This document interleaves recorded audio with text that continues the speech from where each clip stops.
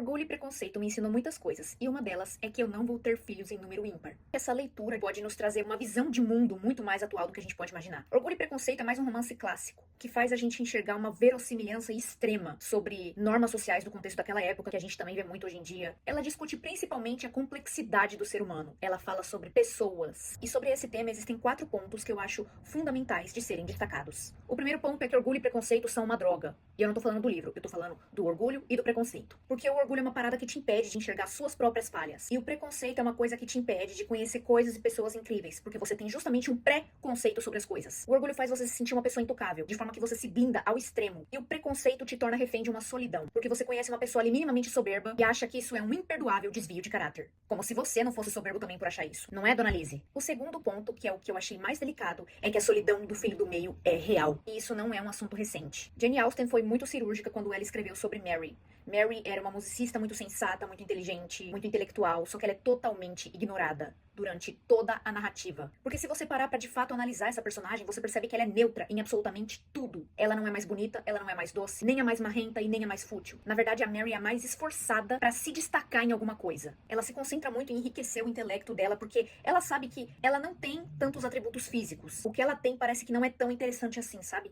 Olha essa passagem aqui.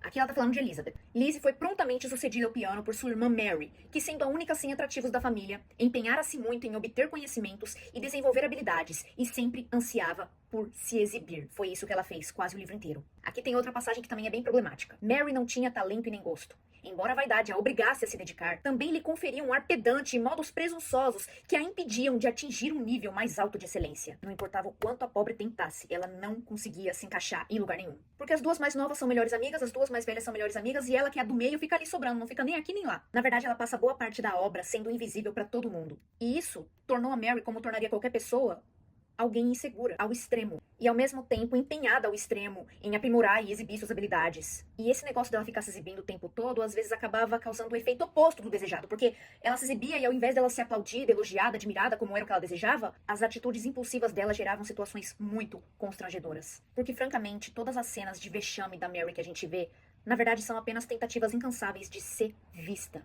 E se você parar pra pensar, isso é muito triste. Portanto, fica aqui a lição pra pais de mais de um filho. Observem todos os filhos de vocês. E se possível, tentem ter filhos em números pares pra evitar essa exclusão. E mesmo assim ainda é arriscado. De boa, sem sarcasmo, isso aí não é uma regra, é eu que tô inventando. Mas mesmo assim a gente sabe que todo cuidado é pouco. O terceiro ponto sobre esse livro, essa obra magnífica, é que inteligência não é uma coisa que se resume a você ler bons livros, ter referências culturais ou ter um reconhecimento acadêmico. A Elizabeth, ela tinha uma inteligência cultural que protegia a pessoa dela, a integridade dela, de aceitar qualquer coisa que a tornasse vulnerável ou refém de alguma coisa. Como se costuma dizer no vocabulário moderno, ela era o tipo de mulher que não deitava pra ninguém. Ela não era inocente como a Jane, nem fútil como a Kitty. No entanto, ela assumiu uma postura extremamente inocente e superficial quando ela se deixou enganar por aquele cara, Wickham, um homem que aparentemente era gentil, tinha bons modos, apareceu fardado. Ele passava a imagem de ser um homem extremamente íntegro, inteligente, virtuoso, só que ele escondia um caráter totalmente desfavorável, principalmente aos valores da Lizzie. E a trajetória da Lizzie com Wickham evidencia justamente que a inteligência, por vezes, ela pode ser notada através da humildade e da malícia, do radarzinho que você liga pra colocar o pé fora de algumas situações. A humildade é uma inteligência necessária para você reconhecer suas próprias falhas e para você ter paciência para reconhecer as virtudes das outras pessoas, principalmente aquelas pessoas que não apresentam virtudes assim de primeira.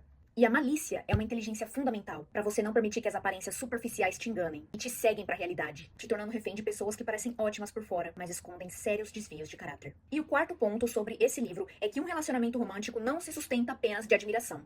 Então, muitas mulheres, por mais inteligentes que elas pareçam ser, elas acabam se deixando cativar por qualquer Jurandir que aparece por aí fardado, falando bonito, com uma bíblia na mão. Bonito, rico, inteligente, cheio de virtudes. Quem é que não quer um cara desse? Lizzie não foi nada boba. Na verdade, ela foi muito boba. Porque o que acontece é que quando essa moça conhece de fato esse rapaz, ela percebe que o interior dele é podre. A desonestidade lucra. A farda esconde um coração perverso. E a Bíblia nunca foi lida.